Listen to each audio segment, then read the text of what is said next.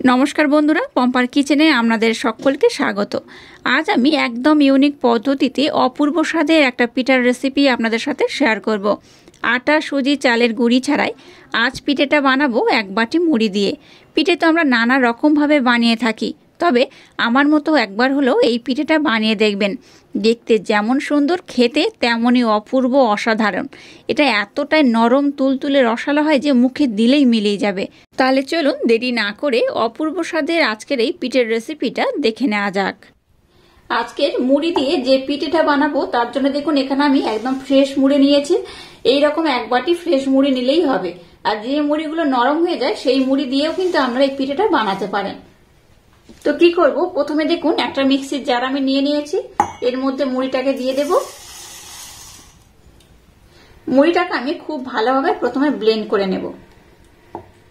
আর যে মুড়িটা ব্লেন্ড করলাম সেই মুড়িটা আমি বাটির মধ্যে মেপে নেব কতটা মুড়ি হয়েছে। মুড়ি ব্লেন্ড করার পর দেখবেন মুড়িটা কিন্তু একদম কমে যায়। দেখুন এখানে মোট কিন্তু হাফ বাটি মুড়ি হয়েছে ব্লেন্ড করার পর। মুড়িটা ব্লেন্ড করার পর একটু মেপে নেবেন। এবার দেখুন এই মুড়িটার এই পাত্রের মধ্যে আমি ঢেলে দিলাম। যতটা মুড়ি নিয়েছি তার ডবল আমি এখানে ময়দা নিয়ে নিলাম। একসাথে এটাকে মিক্সড করে নেব। এবার দেখুন গ্যাসটাকে জেলে দিয়ে ঘন করে ফুটিয়ে নেওয়া দুধ এখানে এক বাটি নিয়ে নিয়েছি। এই দেখুন সর কিন্তু এখনো রয়ে গেছে। এই দেখুন কতটা ঘন করে জাল দিয়েছি, দেখে বুঝতেই পারছেন। তো এই ঘন করে নেওয়া দুধটাকে আমি আর একবার একটু ফুটিয়ে নেব। ফুটিয়ে না নিলেও হবে, একটু যেহেতু আমি ঘন করে ফুটিয়ে নিয়েছি একটু গরম করে নিলেও হবে। যে বাটির মাপ করে আমি ময়দা ব্যবহার করলাম বা মুড়ি নিয়েছি সেই বাটির মাপ করে এক বাটি আমি ঘন করে জাল দিয়ে না দুধ নিয়েছি। আপনারা চাইলে দুধের পরিবর্তে জলও দিতে পারেন, তবে দুধ দিয়ে বানালে পিঠেটা একদম পারফেক্ট হবে, খেতেও অপূর্ব হবে। দুধটাকে দেখুন আমি কিন্তু বেশ গরম করে নিয়েছি। এবার এই মিশ্রণটাকে এখানে দিয়ে দেব। অল্প অল্প দেব আর নাড়তে থাকবো। এখানে যদি মনে হয় একটু জল বা দুধের প্রয়োজন অ্যাড করতে পারেন, তবে এখন খুব বেশি কিন্তু দুধ বা জল দেওয়া যাবে না। যখন এটা হাত দিয়ে মাখাবেন তখন একটু দুধ কিংবা জল দিয়ে মাখালেও হবে। এখানে আরেকটু আমি লিকুইড দুধ দিয়ে দিলাম। যে বাটির মাপ করে সমস্ত উপকরণ ব্যবহার করলাম সেই বাটির মাপ করে দেখুন এখানে আমি 1.5 বাটি চালের দুধ ব্যবহার করলাম। আগে 1 বাটি দিয়েছি আর এখন হাফ বাটি দিয়ে দিয়েছি।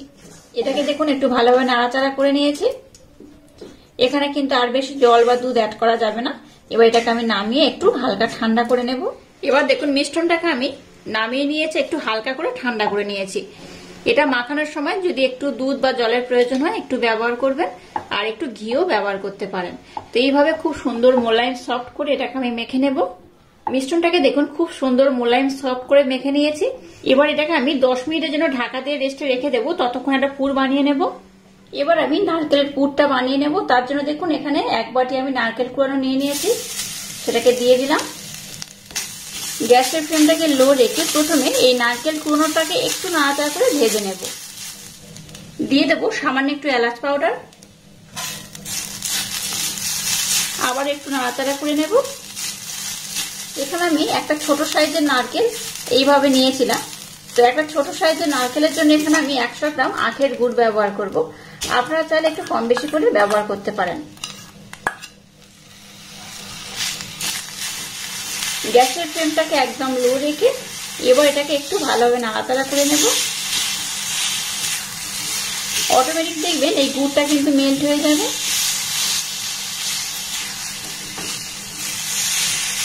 গ্যাসের ফ্লেমটাকে লো রেখে কন্টিনিউ নাড়াচাড়া করতে করতে দেখুন গুড়টা কিন্তু বেশ ভালোভাবে মেল্ট হয়ে গেছে। এবার এটাকে আমি একটু ভালোভাবে জাল দিয়ে ঘন করে নেব। এই পুরটাকে আমি কিন্তু আর বেশি ঘন করব না, কারণ এটা যখন ঠান্ডা হবে তখন কিন্তু আর একটু ঘন হয়ে যাবে। এই পর্যায়ে গ্যাসটাকে বন্ধ করে দেব আর পুরটাকে একটু হালকা আমি ঠান্ডা করে নেব। 10 মিনিট পর আমি আবার ফিরে এলাম। মিশ্রণটা দেখুন আগের থেকে কিন্তু আরো বেশ সফট হয়ে গেছে। এবার এটা থেকে কি করব, আমি খুব সুন্দর করে লেচি কেটে নেব। লেচিগুলো খুব বড় যেমন হবে না, আবার খুব ছোটও হবে না, একটু মিডিয়াম করে বানাতে হবে। এই দেখুন লেচিগুলোকে আমি এইভাবে কাটবো, খুব বড় বা খুব ছোট করব না। এবার দেখুন একটা মিশ্রণকে আমি খুব সুন্দর করে হাতের মধ্যে এইভাবে গোল করে নিলাম। এবার এটাকে আমি এইভাবে একটু বাটি করে নেব। এইভাবে দেখুন খুব সুন্দর করে একটা বাটি করে নিয়েছি। এবার যে পুরটাকে বানিয়েছি পুরটাকে এর মধ্যে আমি দিয়ে দিলাম। এবার খুব সুন্দর করে এটাকে আমি মুড়ে নেব। এইভাবে হাতের মধ্যে একটু মুঠি করে নেবেন, তাতে করে কি বলুন তো এটা মরতে খুব সুবিধা হবে। এই দেখুন এইভাবে একটু গোল করে নেব। এবার মুখটাকে মুড়ে দিলাম। এবার এটাকে আমি খুব সুন্দর করে গোল করে নেব। দেখুন এটাকে আমি খুব সুন্দর করে গোল করে নিয়েছি, আর কোথাও কিন্তু ফাটল থাকলে হবে না, খুব সুন্দর করে এটাকে গোল করতে হবে। গোল করে এইভাবে একটু আমি চ্যাপটা করে নেব। এইভাবে একটু গোল শেপ রেখে আমি এটাকে চ্যাপটা করে নিলাম। দেখুন কত সুন্দর হয়েছে, কোথাও কিন্তু ফাটল নেই। এইভাবে করে নিতে হবে। একইভাবে সবগুলোকে আমি খুব সুন্দর করে প্রথমে গোল করে পুর দিয়ে ভরে নেব। আবার একটু এইভাবে বাটি করে নেব। আবারও একটু পুর আমি দিয়ে দেব। পুরটা খুব বেশি দেবেন না। আবার একইভাবে মুখটাকে আমি মুড়ে নেব।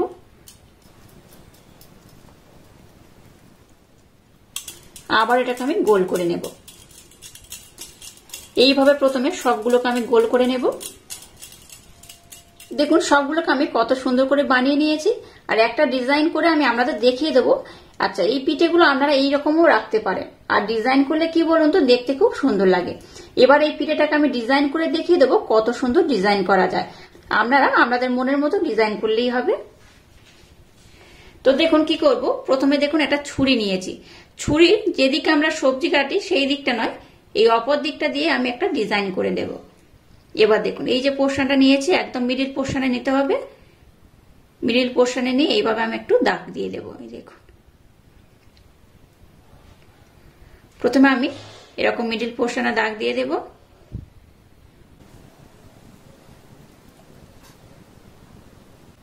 প্রথমে 4টে দাগ যদি এইভাবে কেটে নেওয়া যায় তাতে করে কিন্তু ডিজাইনটা করতে সুবিধা হবে। আবারও দেখুন এই মাঝ বরাবর দিয়ে দেব।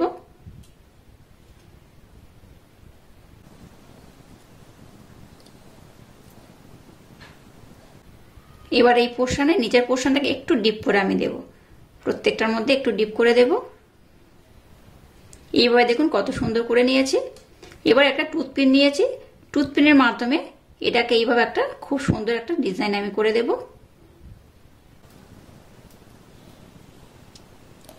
আপনারা এই ডিজাইনটা কিন্তু আপনাদের মনের মতো করে করতে পারেন। ছুরি দিয়েও কাটলে হবে, আর এইভাবে ডিজাইন করে দিলেও হবে। দেখুন কত সুন্দর দেখতে হয়েছে। এবার কি করবে, এই যে মুখটাকে আমি কেটেছি এই মুখটাকে একটু এইভাবে মুড়ে দেব। এইভাবে মুড়ে নিলে দেখুন দেখতে কিন্তু আরো সুন্দর লাগবে।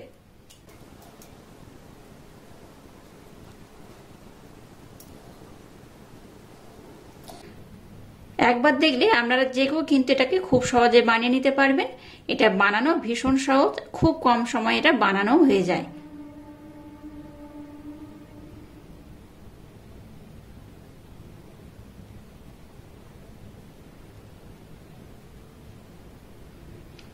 দেখুন কত সুন্দর করে বানিয়ে নিয়েছি। এই দেখুন দেখলেন তো কত অপূর্ব দেখতে হয়েছে। আর এইভাবে কিন্তু সবগুলোকে আমি সুন্দর করে বানিয়ে নেব। আর এই টুথপিনের পিছনের পোর্শনটা দিয়ে এইভাবে একটু আমি একটা গর্ত করে দিলাম। এই দেখুন কত সুন্দর হয়েছে। আবারও একটাকে আমি এইভাবে বানিয়ে নেব, আর সবগুলোকে আমি একই রকম ভাবে প্রথমে বানিয়ে নেব। আর মাঝখানে টুথপিন দিতে পারেন, অথবা ছুরি দিয়েও কিন্তু এইভাবে করে দিতে পারেন। যে কোনো একভাবে করলেই হবে। আপনারা চাইলে এই ডিজাইনটাকে কিন্তু একটু অন্যভাবেও করতে পারেন। আমি আমার মতো একটা ডিজাইন করলাম, দেখতে ভালো লাগছে। আর আপনারাও খুব সুন্দর করে অন্য ডিজাইনও করতে পারেন।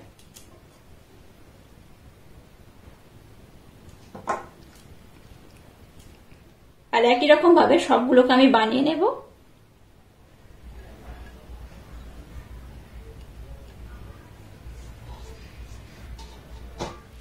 দেখুন সবগুলোকে আমি কত সুন্দর করে বানিয়ে নিয়েছি।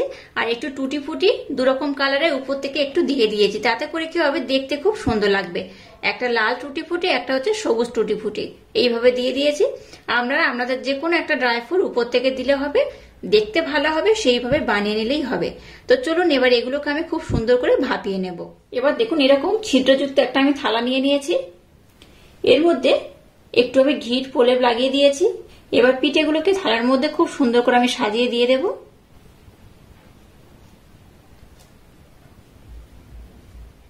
এবার গ্যাসটা জেলে দিয়ে একটা কড়া বসিয়ে কড়ার মধ্যে জল দিয়ে দিয়েছি, আর জলটাকে একটু হালকা গরম করে নিয়েছি। এবার এই থালাটাকে এর মধ্যে বসিয়ে দিলাম। এবার আমি খুব ভালোভাবে 10 থেকে 15 মিনিট সময় দিয়ে এটাকে খুব ভালোভাবে ভাপিয়ে নেব। এটা ভাপাতে খুব একটা বেশি সময় লাগে না, 10 মিনিট হলেই হবে। তো ভাপানোর পর আমি আপনাদের দেখাচ্ছি এটা কত সুন্দর হয়েছে। পিঠেগুলোকে দেখুন খুব সুন্দর করে ভাপিয়ে নিয়েছি আমি। 10 মিনিট পর আপনাদের দেখাচ্ছি, দেখুন এটা হয়ে গেছে। আর এই দেখুন অনেকটা কিন্তু নরম হয়ে গেছে, হাত দিলেই বুঝতে পারবেন এটা বেশ নরম হয়ে গেছে। তার মানে কিন্তু এটা খুব ভালোভাবে হয়ে গেছে। এবার এটাকে ঢাকা দিয়ে আমি কিছুক্ষণ রেখে দেবো আর একটু ভালোভাবে ঠান্ডা করে নেব। তারপর আমি আপনাদের দেখাবো পিঠেগুলো কত সুন্দর হয়েছে।